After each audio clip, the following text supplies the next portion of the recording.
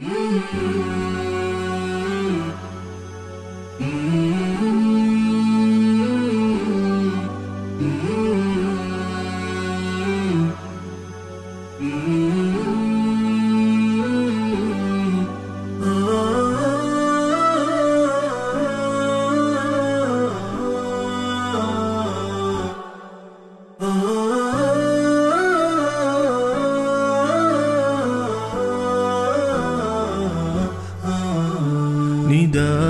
الحق صوت قد شجاني وبلغني الحقيقة والأماني وكان لي السبيل إلى المعالي ونورا للهداية والبيان.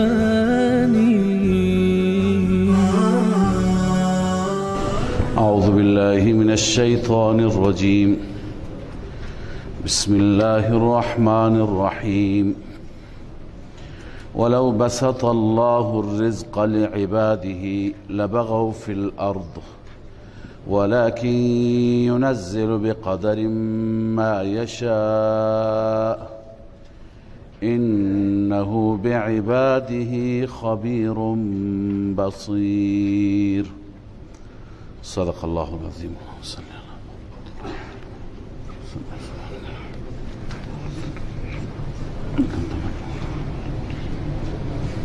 در آیه گذشته و آیات گذشته در ارتباط با لطف و مهربانی خدای عزوجل خواندیم که خداوند توبه ها را قبول می فرماید و انسانی که رجوع می کند الله تعالی تمام سیئات را، گناهان گذشته اش را مورد عفو و کرم قرار می دهد.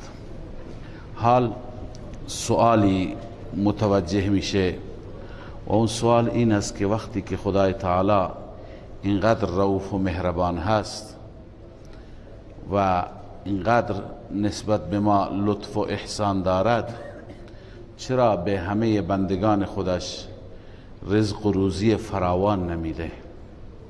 چرا بندگان خودش را در حد وسیع نان نمیده؟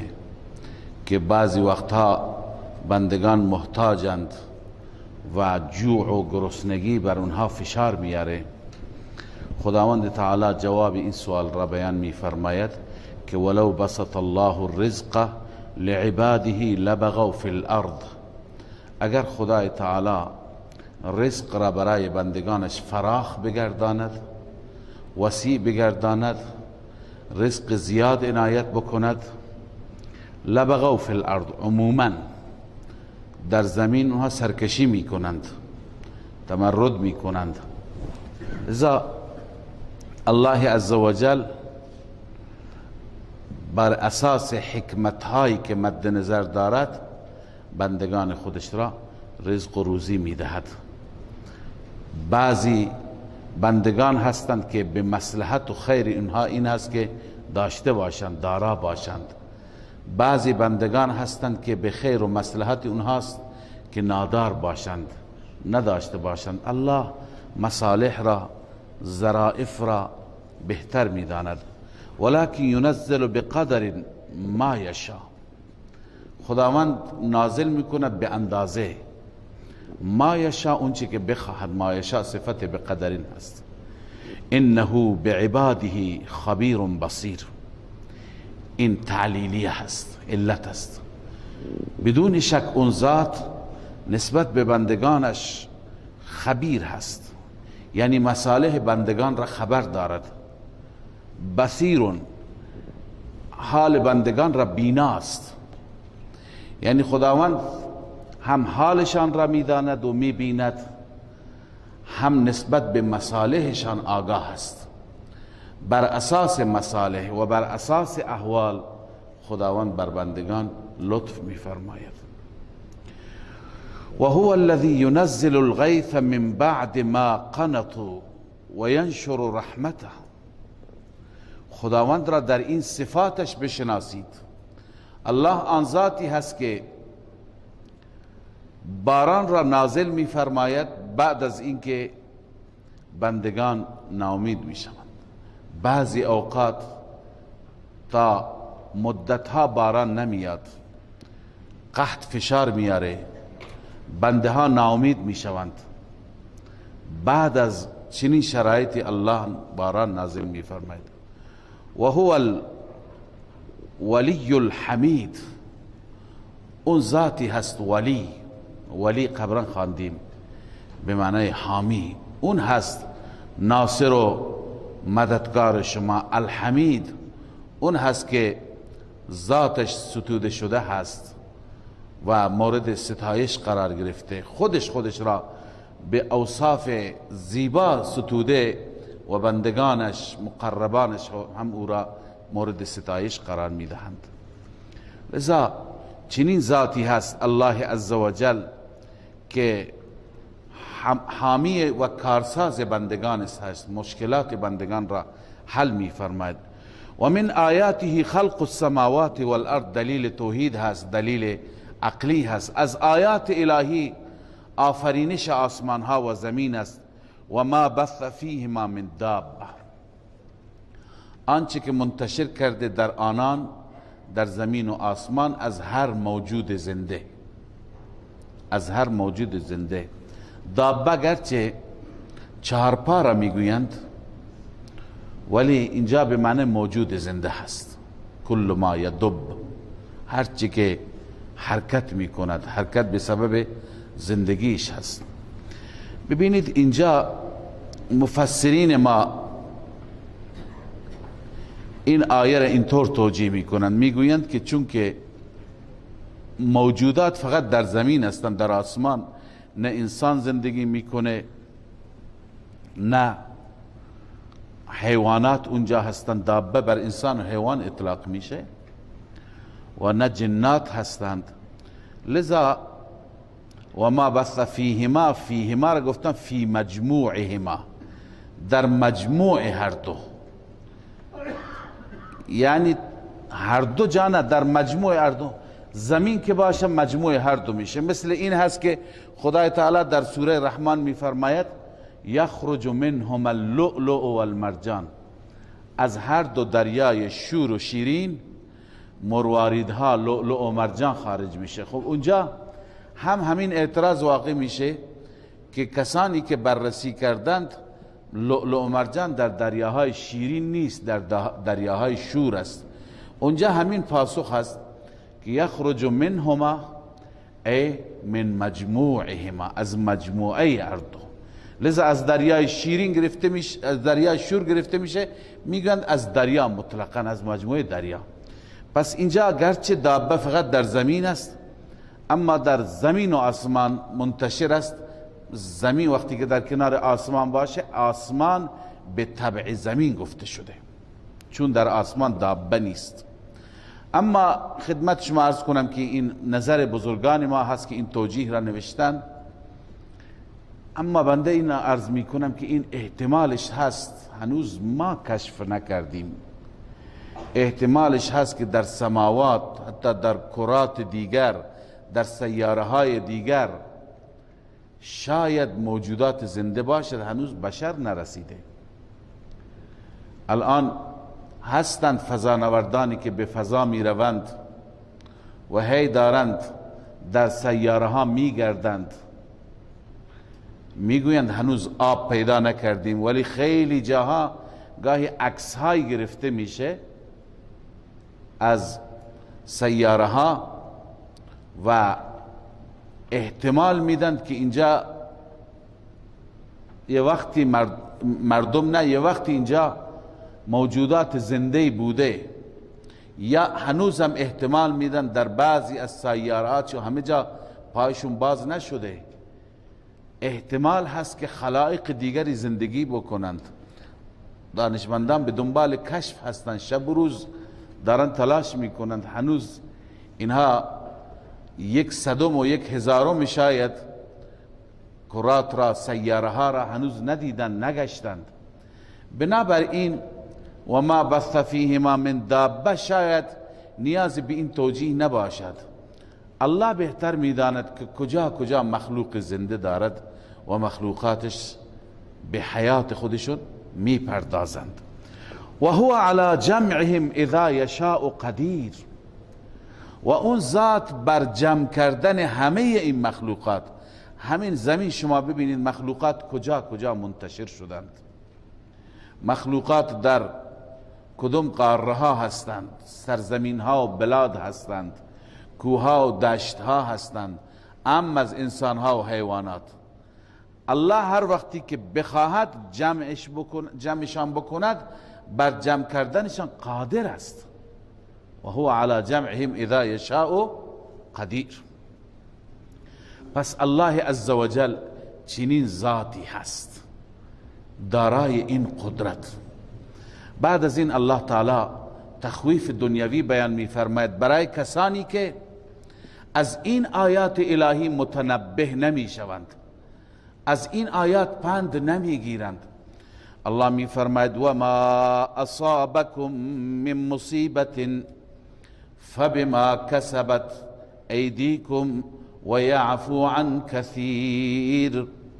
آنچه که به شما می رسد، هر مصیبتی که به شما می رسد، هر مصیبتی که در زندگی شما اتفاق می افتد، بدانید ای انسان ها فبما کسبت ایدیکم، به سبب عمل کرده خود شماست، به سبب کسب دست های شماست. اگر شما را خدا مؤاخذه می کند به سبب خودتون هست.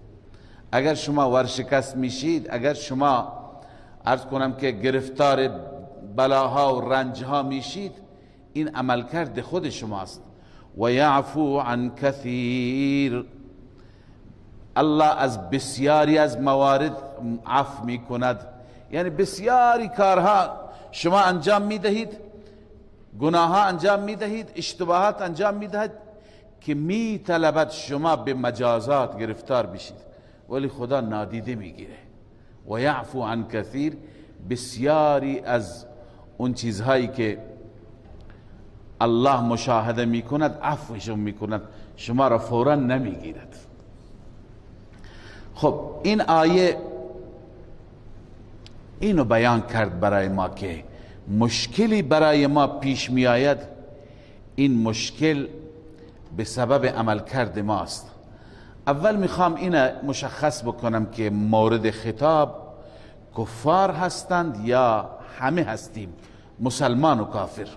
یعنی خدا به ما مسلمانان داره میگه یا به کفار داره میگه که شما ارچه بر شما پیش میاد عملکرد شما هست. من این خدمت شما عرض کنم از آیاتی که در قرآن مجید هست، از این آیات و از احادیثی که هست معلوم میشه که کافران هر مشکلی که برایشون در دنیا پیش می آید، اون مشکلات به سبب عملکرد سوءشان هست. آیا مسلمان هم همین طوره؟ خب یک مسلمانی را شما می بینید که به مصیبت بزرگی گرفتار شد، به بلای بزرگی گرفتار شد، آیا واقعا مسلمان هم جزای عملش را می بیند یا نه؟ بسیاری از مشکلاتی که مسلمانان می بینند هم به همین خاطر است. یعنی مسلمان وقتی که برایش مشکلی پیش میاد از دو حال خالی نیست، یا اینکه خداوند این مشکل را برایش آورده چون که خودش گناه کرده، نافرمانی کرده، عصیان کرده. از بعضی از آیات این معلوم میشه. و گاهی امکان داره مسلمان گناهی نکرده، خدای عزوجل میخواهد بهش رفع درجات بده، بهش مقام بده، جایگاهش را در بهشت بلند بفرماید، برش مشکل میاره. لذا هر مصیبتی که بر مسلمان هست به سبب عملکرد بد نیست، اما هر مصیبتی که بر کافر میاد به سبب عملکرد بد است. امکان داره بعضی از مصیبت ها و مشکلات بر مسلمان آمده، اینا امتحانند، اینا سبب رفع درجات هستند. گرچه ما خودمون بر خود چنان باید بدبین باشیم که اگر به مشکلی گرفتار شدیم به خود بگیم که عملکرد خود ما هست، بیایم اعمال خودمون را بپاییم. من که این ضرر میلیاردی را کردم، اشتباه هم از کجا بود؟ نگاه بکنیم آیا من جای ربا نگرفتم، معامله ربوی انجام ندادم، جای من ستم نکردم، دلی را نشکستم، جای من فلان گناه را نکردم. حتما ما باید خودمون را، این آیات به ما میگه ما خودمون را بررسی بکنیم و استغفار بخوانیم. اما در باب مسلمان لازم نیست که حتما مسلمان اشتباهی کرده باشه. ببینید چند آیه هستند که از این آیات هر دوی اینها مفهوم است. یه جای الله می فرماید ظهر الفساد فی البر والبحر بما کسبت ایدی الناس. فساد در بر و بحر، در خشکی و دریا ظاهر شد. هر جا می بینی فساد. چرا؟ بما کسبت ایدی الناس، به سبب کسب دست مردم است، به سبب عمل کرده مردم است. لیذیقهم بعض الذی عملوا، الله میخواهد به این انسان ها بچشاند بعضی از عملکردهایی که انجام دادند. خدا میخواهد بعضی از عملکردها را به انسان بچشاند که ای انسان این عملکرد خودت است. قرآن مجید صراحتا فرموده، در جای میفرماید که وما اصاب من مصیبت فی الارض ولا فی انفسکم الا فی کتاب. ای انسان، هر مصیبتی در زمین اتفاق میفته یا در وجود شما اتفاق میفته، اینها همه در لوح محفوظ نوشته. یعنی از این آیه معلوم میشه بعضی ها بنابر تقدیر الهی هست. در آیه دیگه هست ما اصاب من مصیبت الا باذن الله، هیچ مصیبتی نمی آید مگر به اذن الهی می آید. الله تعالی در رابطه با معرکه احد می فرماید که مسلمانان ضربه خوردند، 70 نفر شهید دادند. و ما اصابکم یوم التقى الجمعان فباذن الله، اون چه که به شما رسید در روز ملاقات دو لشکر و برخورد دو لشکر به اذن الهی بود. بس خیلی چیزها هستن به اذن الهی. الله میخواهد که برای بندگانش امتحان بیاره، آزمایش بیاره، بندگان خودش را رتبه بده، مقام بده. اما خیلی جاها به منظور چی میاد؟ به منظور تنبیه. بعضی جاها ابتلاء و به خاطر کفاره سیئات و رفع درجات. علی ای حال هر چی بود مومن باید متوجه خدا بشه. اینجا هم الله تعالی می فرماید که هر مصیبتی که برای شما می آید، گرچه بیشترین خطاب اینجا برای کفار است، چون در ادامه می بینید که کفار را خدا میگه، ولی مومن هم خودش را شامل بداند که به سبب عملکرد خود من هست. فبما کسبت ایدیکم، به سبب عملکرد شماست. و یعفو عن کثیر، خیلی را خدا عفو می فرماید.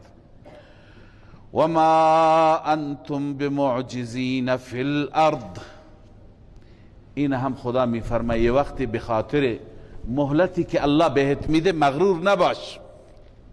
مهلتی که خدا بهت میده مغرور نباش. شما عاجز کنندگان روی زمین نیستید، یعنی شما نمیتونید همیشه فرار بکنید، در برید.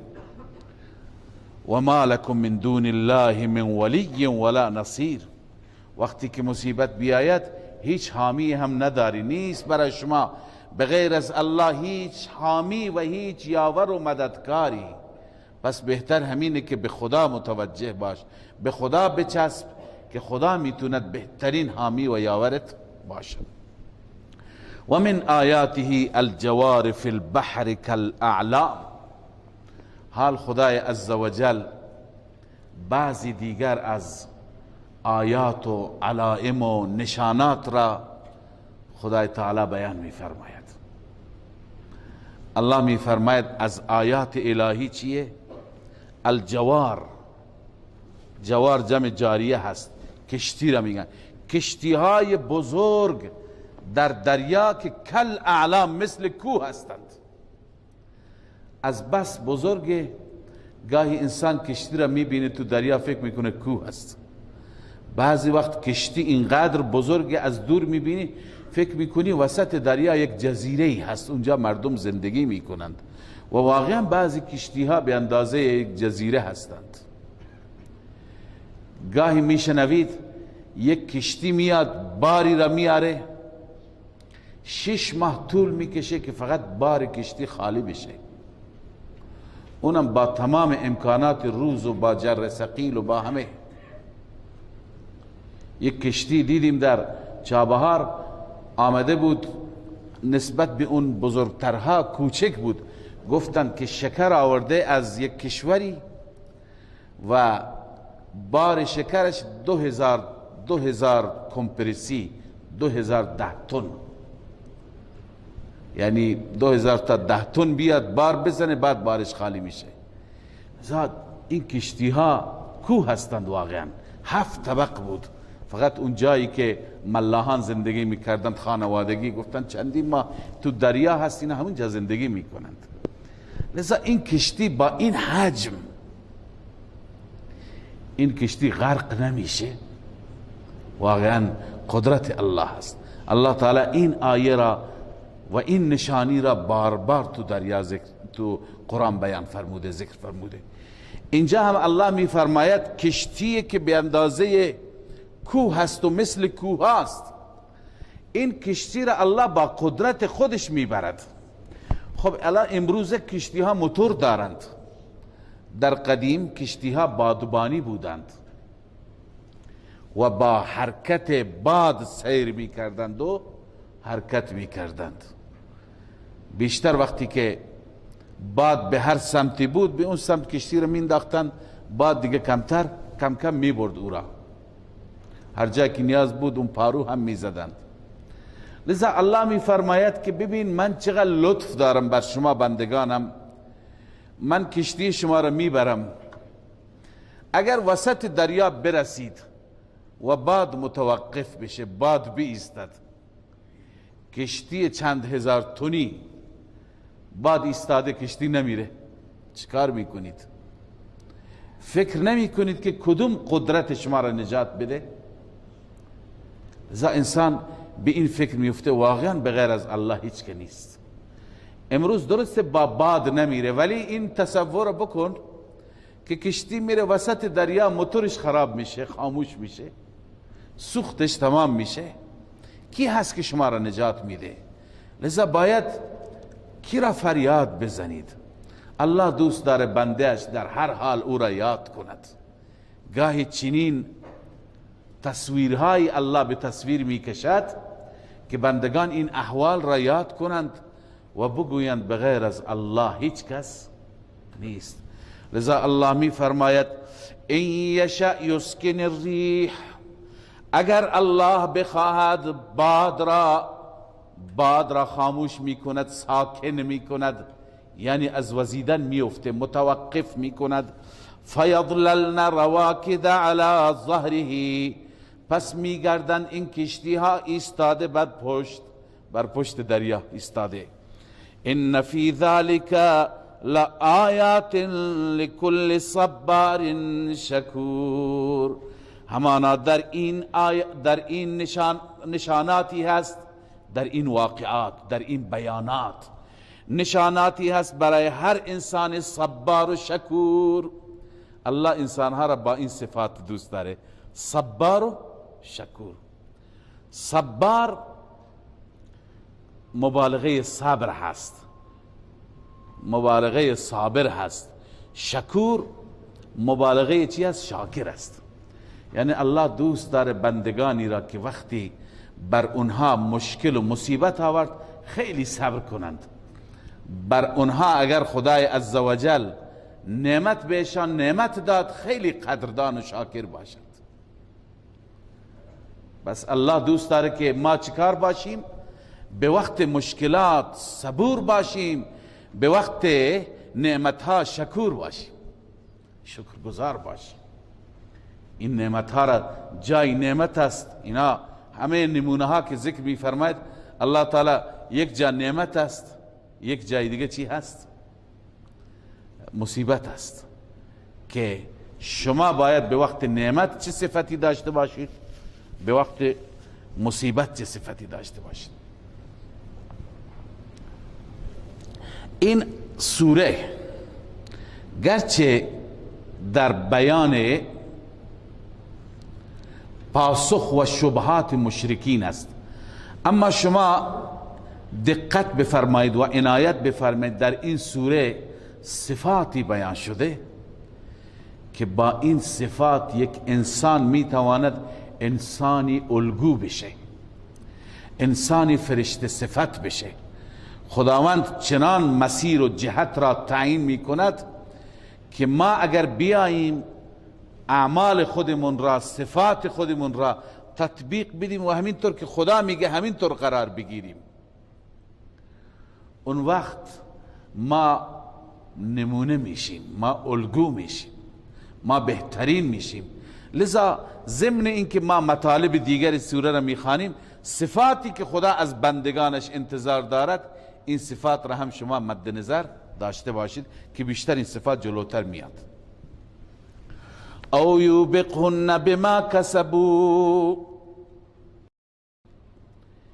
وقتی که این کشتی می ایسته وسط دریا، خدا چه کار میکنه؟ یا هلاکشان میکنه به سبب آنچه که کسب کردند. و یعفو عن کثیر، و بسیاری ها را از بسیاری الله عفوشون میکنه. یعنی این بار که تو دریا گرفتار شدی، خدا این بار نمیگیره، عفوت میکنه، یک مهلت دیگه بهت میده. این بار که تو بیابان گرفتار شدی، یک مهلت دیگه بهت میده. لذا عزیزان، بعضی وقتها که از بعضی مهلکه ها نجات پیدا میکنیم و خدا برای من معجزه میکند، این یقین بدونید، باور کنید که یک فرصت دیگه به ما داده شد برای زندگی. این فرصت برای چیه؟ برای توبه است. این فرصت برای تجدید نظر است. این فرصت برای جبران گذشته است. لذا الله میفرماید ببینید اینهایی که گرفتار میشن، مثلا کشتی گرفتار شده، از دو حال خالی نیست. او یوبقهن بما کسبوا، خدا همه را هلاک میکند و سیلی میاره اونجا، موجی میاره، همه را زیر و رو میکند. خب بما کسبوا، عمل کرد خودشون بوده. و یعفو عن کثیر، خیلی ها را خدا عفو میکنه، یعنی یک فرصت دیگه بهشون میده. و یعلم الذین یجادلون فی آیاتنا، این و یعلم الذین حکمت مصائب است. اگر مصیبت خدا بیاره چرا میاره؟ البته قبل از و یعلم الذین، علما و مفسرین کلمه لینتقم را مقدر کردن. خدا میاره مصیبت تا که انتقام بگیرد. لینتقم و یعلم الذین، تا که انتقام بگیرد و تا که بدانند کسانی که جدال میکنند در آیات ما لهم من محیص، برای اونها هیچ نوع خلاصی نیست، رهایی نیست از گرفت و عذاب خدا. هیچ وقت اونها خلاص نمیشوند. بنابراین انسان باید همیشه هراسان و لرزان باشه که مبادا من به گرفت خدا نیام. لذا الله می فرماید اون چی که در دنیا داری به اون مغرور نباش، این هم خدا داده. هر چی داشته باشی، تو پتان داشته باشی، فما اوتیتم من شیء فمتاع الحیات الدنیا، آنچه که داده شدید شما از هر چیزی، اینها کالای زندگی دنیا هستند. اینها تمام آیات، من امروز فکر می کردم این آیات را که مطالعه می کردم، گفتم این نکته را به شما بگم که این آیات همیشه آیات مکی هست. زندگی مکی رسول الله صلی الله علیه و سلم و زندگی مکی صحابه اون زندگی هست که در اون زندگی خداوند در واقع اونها را تزکیه کرد. در واقع اونها را امروز عزیز سوال میکرد که چطور ما چیکار بکنیم تا تزکیه بشیم. یکی از مواردش همین جاست. جواب شما همین جا هست. اگر اینجا هستی، اینجا خدای تعالی در مکه صحابه را تزکیه کرد. تزکیه با چی؟ بنده همیشه عرض میکنم که یعلمهم الکتاب والحکمت و یزکیهم. رسول الله صلی الله علیه وسلم کتاب تعلیم داد، حکمت تعلیم داد و تزکیه کرد به وسیله همین تعلیمات. یعنی تزکیه به وسیله قرآن هست، تزکیه به وسیله داستان نیست، تزکیه به وسیله عرض کنم که داستان 1001 شب نمیشه، تزکیه به وسیله قرآن میشه. لذا این صفات بودن که صحابه را تزکیه کردند. صحابه وقتی که اینها را خوندند، صحابه وقتی که این صفات را فرا گرفتند، لذا رهبر شدند، رهزنان از حفظ او رهبر شدند. همین صفات بودند.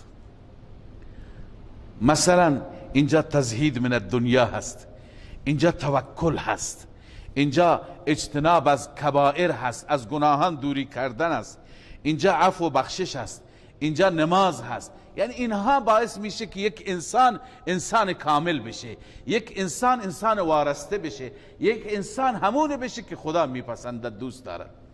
لذا بیاییم و این آیات را که میخوانیم با از خدا هم بخواهیم، با خدا هم عهد کنیم که اینگونه باشیم.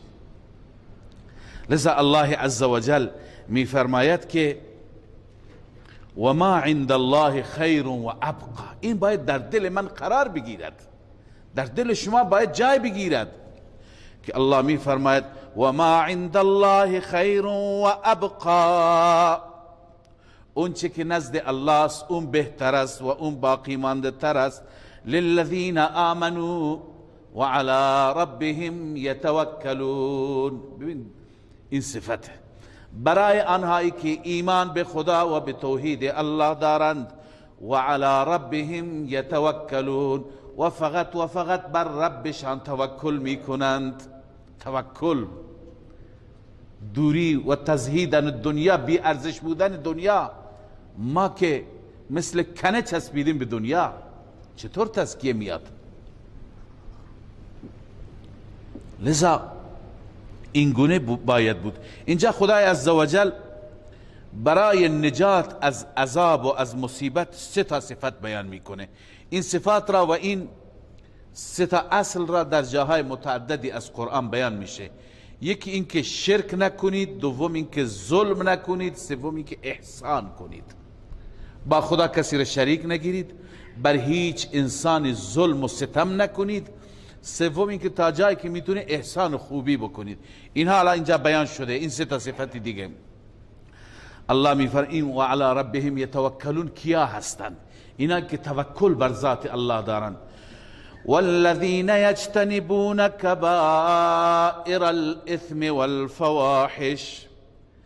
کسانی که اجتناب میکنند، دوری میکنند از گناهان کبیره و از کارهای بیعفتی. گناه کبیر شرک، لذا از شرک و همچنین از ظلم، از ستم. البته الله عز وجل در وجود ما 2 تا قوت گذاشته که این هر 2 قوت خطرناک است. یکی قوت غضبانی، یکی قوت شهوانی. انسان با قوت غضبانی ظلم می کند، انسان با قوت شهوانی بی افتی می کند. در دنیا همین 2 تا فساد است، نه؟ گاهی ظلم، گاهی فساد اخلاقیه. بعضی افراد هستند که عصبانی میشن، در عصبانیت از کوره در میرند تا جایی که بتونه ظلم میکنن. تفنگ را بر میداره، رگبار میبنده، بر هواپیما سوار میشه، همه جا را بمباران میکنه. این بدبخت بر قوت غضبانی خودش هیچ نوع تسلطی نداره. و کسی که بر قوت شهوانی داشته نباشه تسلط، هیچ حلال و حرام نمیشناسه، برای نیاز جنس خودش دست به هر جنایتی میزند. الله میخواد اینها را کنترل کنید. والذین یجتنبون کبائر الاثم والفواحش، اونهایی که اجتناب میکنه از گناهان کبیره مثل شرک و همچنین از فواحش، از کارهای فحش و بی‌حیایی و فساد اخلاقی. و سوم عرض کردم احسان کنید. و اذا ما غضبوا هم یغفرون، هرگاهی که عصبانی میشوند درگذر میکنند. بر کسی که عصبانی میشه لازم تو گوشش بزنه، اما خودش را کنترل میکنه و گذشت میکنه. لذا این خدا از من و شما میخواد. و علاوه از این اینا صفات هستن. صفات دیگر، اصل صفت عبدیته، صفت بندگیه که انسان خدا را در اون عبادت کنه. الله می فرماید والذین استجابوا لربهم و اقاموا الصلاة، آنانی هستن متوکلین که اجابت میکنن برای ربشان. و اقاموا الصلاة یعنی دعوت رب را اجابت میکنه و نماز میخواند. اقامه نماز یعنی یؤدونها بجمیع حقوقها، با همه حقوق نماز میخواند. یعنی از طهارت گرفته، اون طهارت ظاهر است، شما وضو میگیرید، دست و چهرهتون را و پاهایتون را میشویید. و طهارت باطن، طهارت باطن این که در درون شرک نباشد، کفر و نفاق نباشد. و همچنین در درون بعضی دیگر نجاست ها مثل بغض و حسد و کینه و درنگی و اینها هم نباشد. و انسان با حضور قلب نماز بخواند، خشوع و خضوع در نمازش باشد، استحضار باشد، یعنی گویی که در محضر الله ایستادم و او مرا میبیند و من او را میبینم، اون چیزی که رسول الله فرمود. لذا این هست جمیع حقوق نماز تا آخر. و اقاموا الصلاة و امرهم شورا بینهم، و کارهایشون با شورا هست فیما بینشان، یعنی مشوره میکنند. هر کاری خود رأی و عرض کنم که یک کتاز نیستند، دیکتاتوری ندارند، بلکه اونها کارشون بر اساس چی هست؟ شورا هست. و مما رزقناهم ينفقون، این عبادت مالی هست. همه اینها لازمه. خرج کن در راه الله، از آنچه که ما بهشون رزق میدیم خرج میکنن. خرج کن در راه الله تا حب مال از بدن تو، از وجودت بره بیرون. سجده کن الله را و تواضع کن تا حب جاه و مقام از وجودت بره بیرون. هم متواضع بشی، هم فروتن بشی، و هم در دلت عرض کنم که بی ارزش بودن دنیا بیاد. اما نه چنان عرض کنم که عفو و بخششی که کسی تو سرش بزنه هم سرش را پایین تر بگیره، نه. والذین اذا اصابهم البغی هم ینتصرون، آنانی که هرگاه به اونها ظلمی برسد هم ینتصرون، آنها انتقام میگیرند. البته فقط انتقام، نه زیاده روی. اگر کسی یک سیلی زده دیگه تو چاقوی نزن، تو سرش را نشکن، این انتقام نیست، این ظلم است، این تعدی هست، این زیاده روی هست. لذا اذا اصابهم البغی، وقتی که به اونها ظلمی میشه هم ینتصرون، انتقام میگیرن. و قانون انتقام را الله بیان میفرماد و جزاء سیئة سیئة مثلها، جزای سیئه سیئه هست مثل آن. اما اگر کسی بخواد انتقام بگیره میتونه انتقام بگیره، اما اگر عفو بکند، چون بسا اوقات انتقام باعث فتنه و فساد بیشتر میشه. الله میفرماید فمن عفا و اصلح فاجره علی الله، هر کسی عفو بکند و هر کسی صلح بکند، اصلاح بکند، فاجره علی الله، این نتیجه عفو. خدا چون خیلی دوست دارد صلح و اصلاح را، اجرش بر الله است. انه لا يحب الظالمین، الله ظالمین را هم دوست ندارد. اینکه تو از ظالم انتقام نگرفتی و خدا تشویقت کرد که انتقام نگیر، نه اینکه خدا اون ظالم را دوست داره، اون فکر کنه که تشویق شد این که گذشت بکنه چون خدا من دوست داره. نه، کار او اشتباه بوده. الله ظالم را دوست ندارد، الله عفو کننده را دوست دارد که این عفوش باعث صلح شد، این عفوش باعث دفع فتنه شد، نه اینکه اون آدم خوبی بوده. ولمن صبر ولمن انتصر بعد ظلمه. اما اگر کسی وجدانش قبول نمیکنه که ببخشه، حتما انتقامش را بگیره. هر کسی که انتقام بگیره بعد از ظلمش، یعنی بعد از اینکه بر او ظلم شده، فاولئک ما علیهم من سبیل، این افراد، این گروه، بر اونها هیچ نوع ملامتی نیست. چه کسانی مورد ملامتند؟ انما السبیل علی الذین یظلمون الناس، جزی نیست که راه الزام و ملامت بر اون کسانی هست که ظلم میکنند بر مردم و یبغون فی الارض بغیر الحق، و میطلبند در زمین فساد را بنا حق. اولئک لهم عذاب علیم، این افراد برایشون عذاب دردناک است. اما اون انسانی که انتقام خودش را میگیرد، هیچ بر او الزامی نیست، بر او ملامتی نیست. اما اگر ببخشد، ولمن صبر و غفر، بازم ترغیب به سوی عفو. هر کسی صبر کند و ببخشد، ان ذلک لمن عزم الامور، این از کارهای با همت است. عزم الامور یعنی امور که واقعا همت کرد، کار هر کس هم نیست. بله، پس این شد بعضی از قوانینی که انسان برای اصلاح و تزکیه خودش باید اینها را رعایت بکند. تمام این قوانین، از توکل گرفته، از اجتناب از کبایر اسم و فواحش، نماز، همه را در کنار هم قرار بدید، میشه مجموعه کاملی از صفات برای اصلاح فرد و جامعه. و من یضلل الله فما له من ولی من بعده و ترى الظالمین لما رأوا العذاب. حال الله عز وجل بعد از این تخویف اخروی بیان می فرماید که هر کسی این صفات را در زندگی خودش عملی نکرد، احیا و پیاده نکرد و ادامه داد، گمراهی را ادامه داد، شرک را ادامه داد، سرکشی را ادامه داد، در آخرت با چه سرنوشت خطرناکی مواجه میشه. الله می فرماید و من یضلل الله، هر کسی که الله او را گمراه بکند، فما له من ولی من بعده، این نتیجه اول اضلال است که در دنیا هیچ حامی ندارد بعد از الله، یعنی بغیر از الله. این در دنیا است. در آخرت چی؟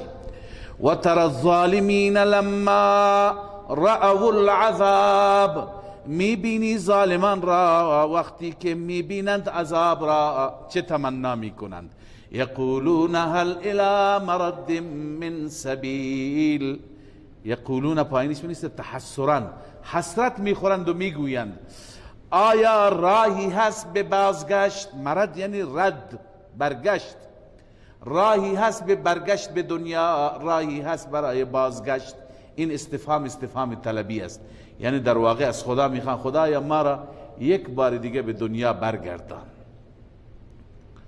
در جای دیگه از کلام رب العالمین هست فرجعنا نعمل صالحا، خدایا ما را بازگشت بده، ما میخوایم بریم عمل صالح انجام بدیم. لذا الله میفرماید نه، بازگشت نیست. جواب میرسه که لا مرده، بازگشت و برگشتی نیست. و تراهم یعرضون علیها، میبینی که عرضه میشوند بر آن. بر آن یعنی چی؟ بر آتش، بر عذاب. خاشعین من الذل، سرها و چشمهایشون پایین است از ذلت. ینظرون من طرف خفی، نگاه میکنن با گوشه چشم مخفیانه، توان نگاه کردن به عذاب را ندارند، دزدکی نگاه میکنن، با گوشه چشم نگاه میکنن و تنش میلرزه، نمیدونه با من چی میشه. الله میفرماید وقال الذين آمنوا ان الخاسرين الذين خسروا انفسهم و اهلیهم یوم القیامه. الان مؤمنین نظر میکنند، موقع موعظه مؤمنین است. مؤمنین میگن واقعا انسان خاسر، انسان زیانکار اون کسی هست که خودش را و اهل و عیالش را برای همیشه در خساره انداخت. خیلی ها هستند که خودشون را بدبخت میکنن، زن و بچهشون را هم بدبخت میکنن. مسیرش که مسیر گمراهی است، خودش نماز نمیخونه، زن و بچه هم نمیخوانن، خودش روزه نمیگیره، خودش هیچ نوع توجهی به حق نداره، اونا هم همونطور بار میاند، همونطور تربیت میشن. لذا مؤمنین در اونجا اعلام میکنند ان الخاسرین الذین خسروا انفسهم، همانا زیانکاران آنهایی هستند که خسروا انفسهم، در زیان و در خساره واقع کردن خودشان را و اهلیهم و اهلشان را در روز قیامت. از سوی رب العالمین اعلام میشه الا ان الظالمین فی عذاب مقیم، خبردار، آگاه باشید، هوشیار باشید. همانا ظالمین، ظالم کیه؟ مشرک و کافر، مشرکین و کافرین فی عذاب مقیم، در عذاب همیشگی، در عذاب دائمی هستند. چه کسی به دادشون میرسه؟ چه کسی میتونه کمکشون بکنه؟ الله میفرماید و ما کان لهم من اولیاء ینصرونهم من دون الله، نیست برای آنان هیچ نوع مددکاری که ینصرونهم من دون الله، آنها را کمک کند غیر از الله. اگر کسی در دنیا الله را داشته، با الله شریک نگرفته، همون الله به دادش میرسه. نسبت به الله کفر نکرده، الله او را بالاخره نجات میده. در حدیث شریف می آید که الله عزوجل در روز قیامت، حدیث صحیح مسلم است، که مؤمنین شفاعت میکنند، میگویند خدایا ما در دنیا دوستانی داشتیم، عزیزانی داشتیم، برادرانی داشتیم، با ما بودند ولی کوتاهی کردند، مسلمان بودند، مؤمن بودند، کوتاهی کردند، در اعمال سستی کردند، الان همه تو جهنم افتادند. خدایا ما از تو میخوایم اونها را، شفاعت ما را، سفارش ما را در حق اونها بپذیر و اونها را نجات بده. الله عزوجل میفرماید به همین مؤمنینی که سفارش میکنند، همه اهل بهشت، شما مجاز استید برید جهنم را نگاه بکنید، بازدید بکنید، اینا در جاهای بلندی هستند که کاملا داخل جهنم را میبینند، تک تک افراد را میبینند. الله میفرماید برید شما نگاه بکنید، هر کسی را که میشناسی بیرون کنید. الله تعالی هم اونهایی که اینا میشناسند جلوی اینها میاره، جلوی چشمشون قرار میده.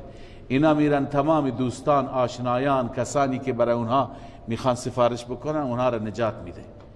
بعد از اون، نمیگم که خدا فقط انسان را نجات میده، بعد از اون الله میفرماید دیگه خواسته ندارید؟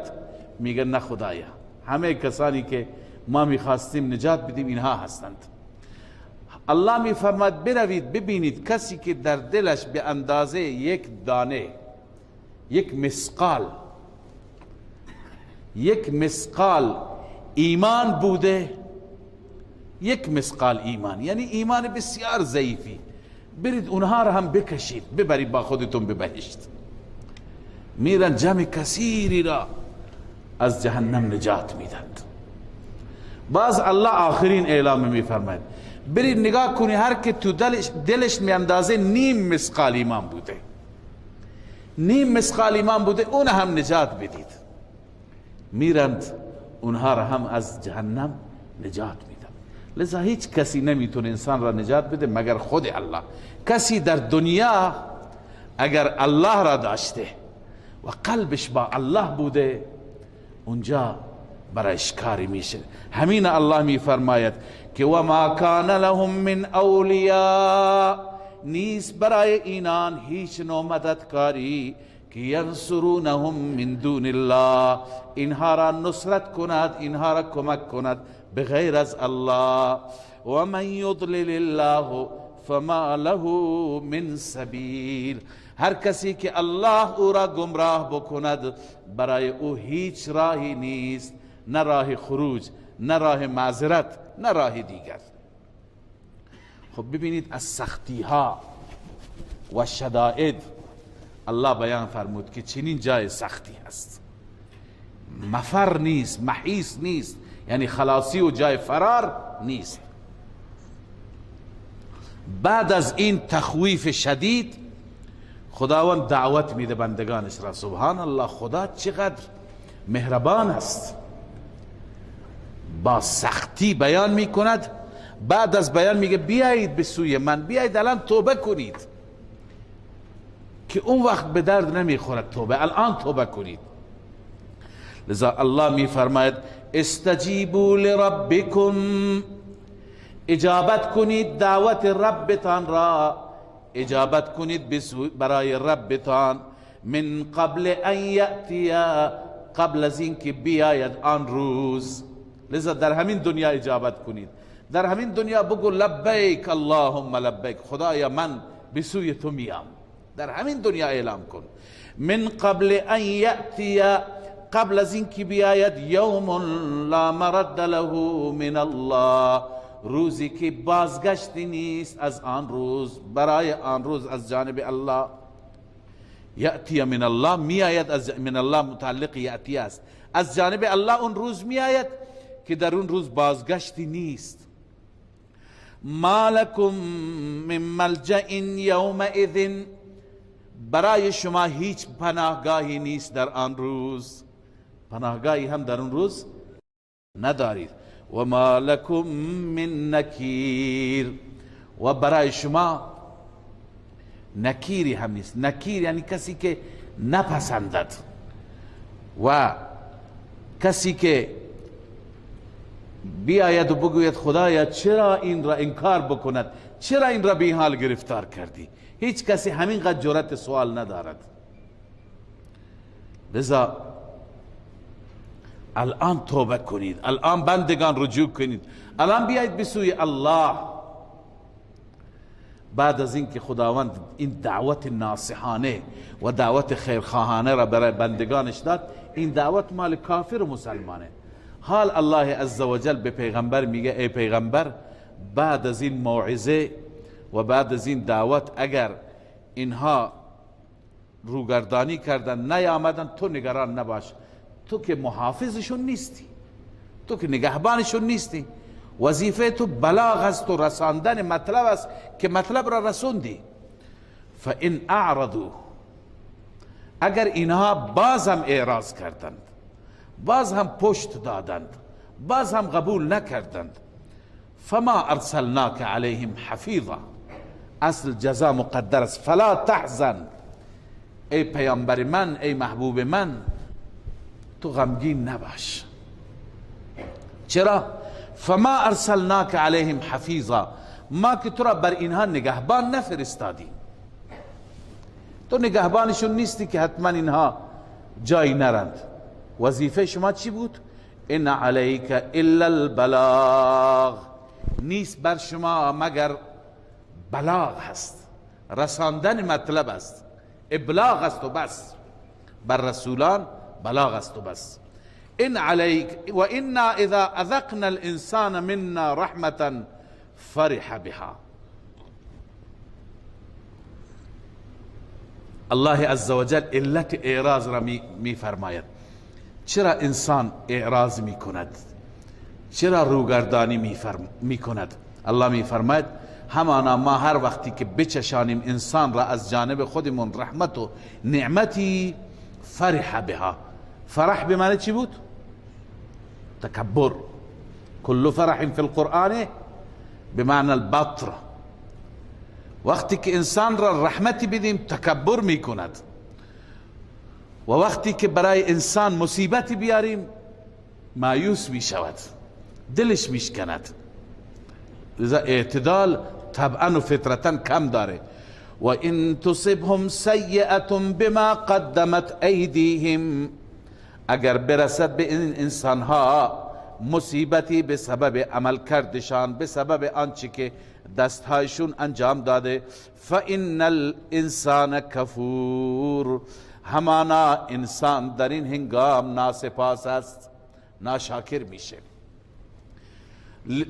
ناشاکر میشه، میگه خدا منو گرفتار کرد، خدا منو بدبخت کرد، فلان کرد. این ناشاکری است. لله ملک السماوات والارض، خدای تعالی باز هم دلائل را بیان میفرماید، دلائل عقلی. ببینید صفات خدا را با این صفات بشناسید. فقط و فقط برای الله است پادشاهی آسمان ها و زمین. یخلق ما یشاء، این تشریح پادشاهی هست. یخلق ما یشاء، الله خلق می کند آنچه که بخواهد. مخلوقات ببینید چه عجایب شما تو این دنیا می بینید. یهب لمن یشاء اناثا و یهب لمن یشاء الذکور، خداوند می بخشد برای هر کسی که بخواهد دختر می بخشد، بهش دختر میده. بعضی فقط دختر دارند. فیصله الله است، تقسیم الله است، ناراحت نباش. و یهب لمن یشاء الذکور، می بخشد به هر کسی که بخواهد پسر می بخشد، فقط پسر میده. او یزوجهم ذکرانا و اناثا، یا اینکه جفت بهشون میده، از هر دو بهشون میده، هم پسر و دختر میده. و یجعل من یشاء عقیما، و قرار میدهد هر کسی را که بخواد عقیم و نازا، هیچ چی بهش نمیده. این تقسیمه. لذا انه علیم قدیر، این علته. اون ذات میدونه، علیم هست و اون ذات قدیر است، قدرت داره. ببینید حتی انبیاء الهی همینطور هستند. بعضی گفتند که این آیه درباره انبیاء هست. زعم بعضهم ان الآیه فی الانبیاء، بعضی فکر میکنند و این عقیده را دارند که این آیه برای انبیاء است. حیث وهب سبحانه شعیبا و لوطا علیهم السلام اناثا، که خداوند به دو تا پیغمبر، حضرت شعیب و حضرت لوط، فقط دختر داد. لذا یهب لمن یشاء اناثا، میتونید پایینش بنویسید مثل شعیب و لوط. و ولابراهیم علیه السلام ذکورا، به پیامبر خودش ابراهیم فقط چی داد؟ پسر داد. لذا میتونید اینجا بنویسید که و یهب لمن یشاء الذکور مثل ابراهیم. و سوم ولرسوله محمد صلی الله علیه و سلم ذکورا و اناثا، به پیامبرش و فرستادهش محمد هم پسر داد و هم دختر داد. لذا او یزوجهم ذکرانا و اناثا، بنویس مثل محمد صلی الله علیه و سلم. و جعل عیسی و یحیی عقیمین، عیسی و یحیی را چی قرار داد؟ عقیم، که اصلا ازدواج نکردن، بدون فرزند، بی فرزند قرار داد. لذا او یجعل من یشاء عقیما مثل یحیی و عیسی. لذا اونی که برای پیغمبرانش هم پروا ندارد، به یکی هیچ فرزند نمیده، به یکی فقط پسر میده، به یکی فقط دختر میده، به یکی پسر و دختر میده. پس شما چرا ناراحتید؟ یا اگر به شما خدا داده چرا مغرورید؟ اون تقسیم را اون بهتر میداند، بر اساس چه سری انجام میده اون بهتر میداند. انه علیم قدیر، اون ذات هم داناست و هم قدرتمند. و ما کان لبشر ان یکلمه الله الا وحیا او من وراء حجاب او یرسل رسولا. ما در این سوره خواندیم که خدای تعالی برای همه انبیا همین مطلب را که یک خدا را به یگانگی خواندن و خدا را به یکتاپرستی عبادت کردن، رسالت همه انبیا این بود، برای همه انبیا همین وحی کرد. حال این متعلق به همون جاست. الله تعالی می فرماید ما وقتی که وحی کردیم برای پیامبر خودمون به چند صورت، ارتباط با پیامبران چند صورته. و كذلك اوحینا و ما کان لبشر ان یکلمه الله الا وحیا. نیست برای هیچ بشری که خدا با اون کلام کند مگر با یکی از سه صورت، الا وحیا، مگر اینکه به سوی او وحی میکند. وحی یعنی القاء، بدون اینکه با چشمش چیزی ببیند، بدون اینکه با گوشش چیزی بشنود، در حالت بیداری خداوند چیزی به دلش القا می کند، یا در حالت خواب خداوند او را نشان می دهد. اینو میگن وحی.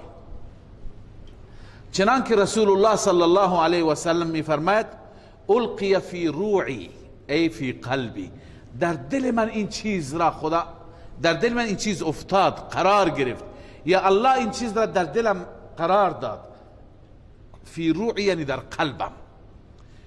لذا این نوعی از وحی است.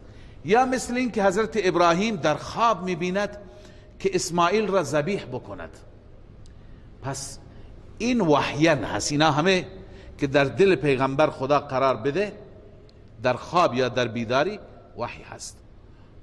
او من وراء حجاب، یا اینکه خداوند با پیامبرش هم کلام میشه از پشت پرده، به این معنا که خدا را نمیتونن ببینن، چون در دنیا الله عزوجل قابل رؤیت نیست، لا تدرک الابصار. اما با پیامبرش کلام میفرماید، مثل اینکه با موسی علیه السلام در طور کلام فرمود و با رسول الله صلی الله علیه وسلم در شب معراج هم فقط کلام فرمود. رؤیت محققین ما قبول ندارند، ملاقات نشد، فقط کلام. سوره نجم میاد اونجا بحث میکنیم ان شاء الله. پس کلام فرمود. این صورت دوم است، او من وراء حجاب.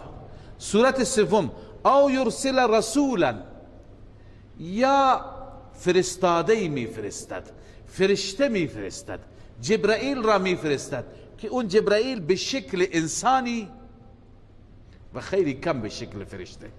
به شکل اصلیش فقط رسول الله دید، اونم دوبار، یکی اول بعثت و یکی شب معراج، دیگه ندید. همیشه که میامد به شکل یک صحابی به نام دحیه کلبی به شکل اون میفرمود میآید. لذا فیوحی باذنه ما یشاء، اون فرشته وحی میکند به اذن الله اون چه که بخواهد، به پیغمبر میرساند. انه علی حکیم، بدون شک اون ذات علی هست، برتر است و کارهایش با حکمت. پس ما اینگونه بر پیامبران خودمون وحی میکنیم. حال وحی که بر رسول الله است، الله می فرماید و كذلك اوحینا الیک روحا من امرنا. این را میگن دلیل وحی. همچنین ما وحی کردیم به سوی تو ای پیغمبر، به یکی از همین سه طریق یا هر سه طریق. روحا من امرنا، روحی را از جانب خودمان. ببین اینجا خداوند قرآن را روح فرموده. وجه تشبیه را قبلا عرض کردم. همانطور که روح برای یک کالبد سبب چی میشه؟ حیات میشه، سبب زندگی میشه. برای ما انسان ها قرآن سبب حیات دینی میشه. لذا قرآن روح است. ما كنت تدری ما الكتاب ولا الایمان. این تأکید اعجاز است، واقعا اعجاز قرآن. نمیدانستی ای محمد صلی الله علیه و سلم قبل از این کتاب چی هست، ایمان چیه. این کتاب و ایمان را ما فرستادیم. ولكن جعلناه نورا نهدی به من نشاء، اما ما این را قرار دادیم نوری. قرآن نور هم است. ببین خداوند به چه چیزهایی قرآن را تشبیه میده. یک جا میفرماید وحی است، روح است، سبب حیات میشه. یک جا میفرماید نور است، سبب روشنی میشه، زندگی ما روشن میشه، دنیای ما روشن میشه، قبر ما روشن میشه، آخرت ما هم روشن میشه، فقط و فقط با قرآن. لذا الله می فرماید ولكن جعلناه نورا نهدی به من نشاء من عبادنا، اما ما قرار دادیم این قرآن را نوری که هدایت میکنیم، راهنمایی میکنیم به وسیله این قرآن. من نشاء من عبادنا، هر کسی را که ما بخواهیم از بندگانمان. اما کار تو چیه؟ این که کار خدا بود. وظیفه تو چیه ای رسول الله صلی الله علیه و سلم؟ و انک لتهدی الى صراط مستقیم، همان تو هدایت میکنی، راهنمایی میکنی مردم را به صراط مستقیم، به راهی که اون راه راست هست. راه مستقیم کدومه؟ صراط الله، اون راهی که خدا گفته. این ضمن این که مشخص کردن صراط مستقیم هم است، دلیل عقلی هم است. صراط الله الذي له ما في السماوات و ما في الارض، صراط الهی هست، راه الهی هست. اون اللهی که برای اوست تمام تصرفات آسمانی و زمینی. الا الى الله تسیر الامور، نه تنها که برای خداوند هست زمین و آسمان، زمین و آسمان به جای خود اختصاص آسمان و زمین نه، بلکه الی الله تسیر الامور، فقط و فقط به سوی الله همه امور برمیگردند. همه امور در دست الله هستند، فقط زمین و آسمان نیست. خب ربط این سوره و مقدمه این سوره را هم بخوانیم که اول درس شاید همه نباشید. عرض کنم خدمت شما سوره مبارکه زخرف است. زخرف معنایش هست طلا.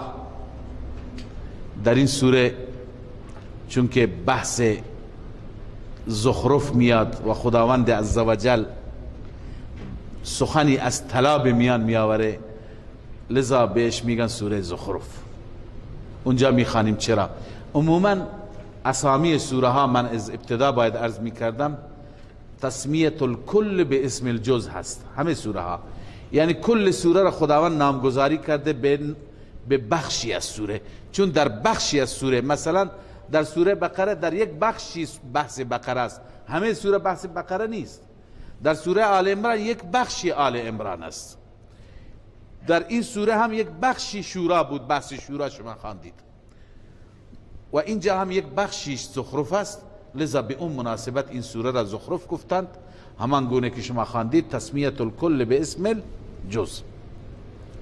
اما مناسبت این سوره با سوره های گذشته، ما در سوره های گذشته که اول سوره حامیم مومن بود مدعا را خواندیم که فقط و فقط خدا را فریاد بزنیم، حاجات و نیازات را فقط از خدا بطلبیم، از غیر خدا نطلبیم. بعد اشکالات اونها داشتند. اشکال این بود که ما گاهی در خواب میبینیم، در بیداری میبینیم فلان و فلان. الله فرمود اینها شیاطین هستند، در سوره حامیم سجده جواب دادن. اشکال دیگه این بود که خب ما تو کتابهای سابق دیدیم الله عزوجل در سوره شورا جواب داد که در هیچ کتابی نبوده، اگر تو کتابی هست این کار ملاهای دین فروش است، الله نگفته جایی.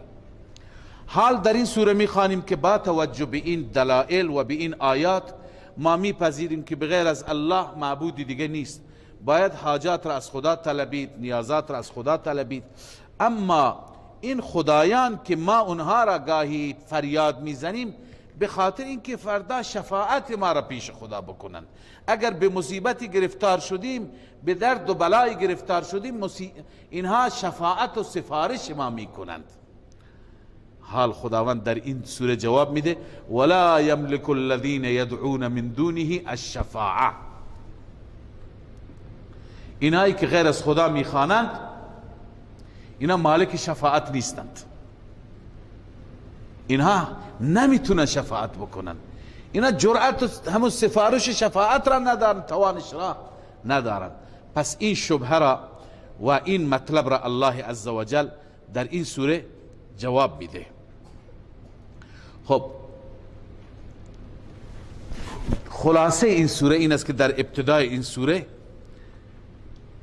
عرض کنم خدمت شما که تمهید است، مقدمه است همراه با ترغیب به سوی قرآن.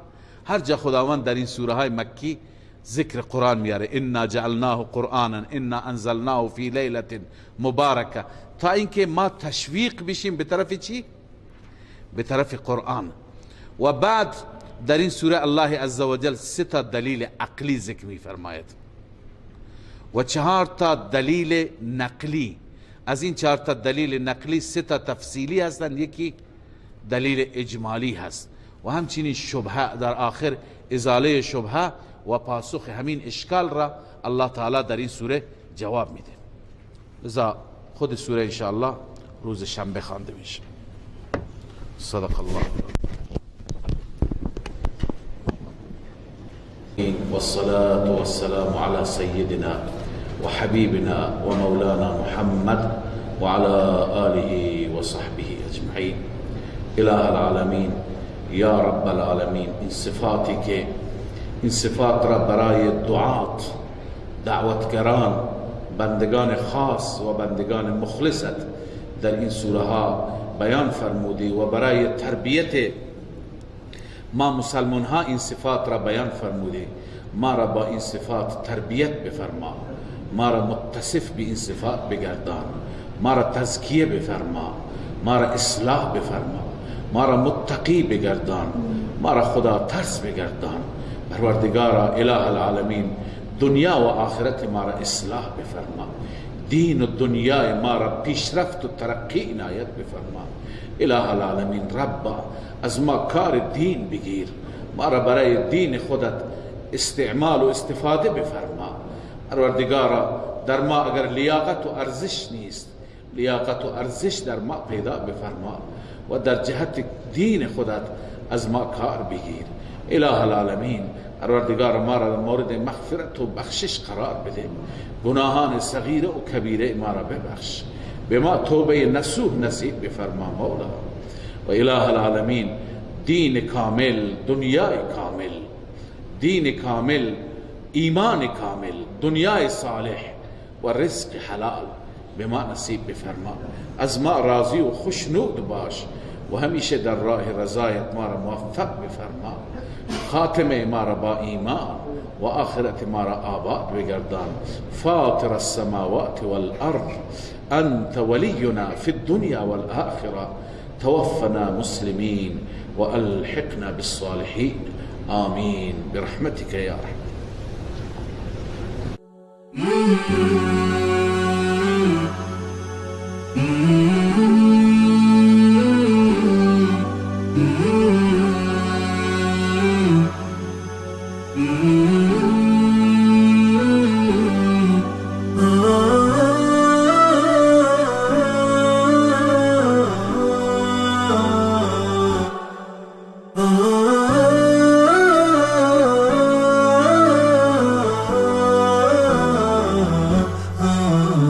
نداء الحق صوت قد شجاني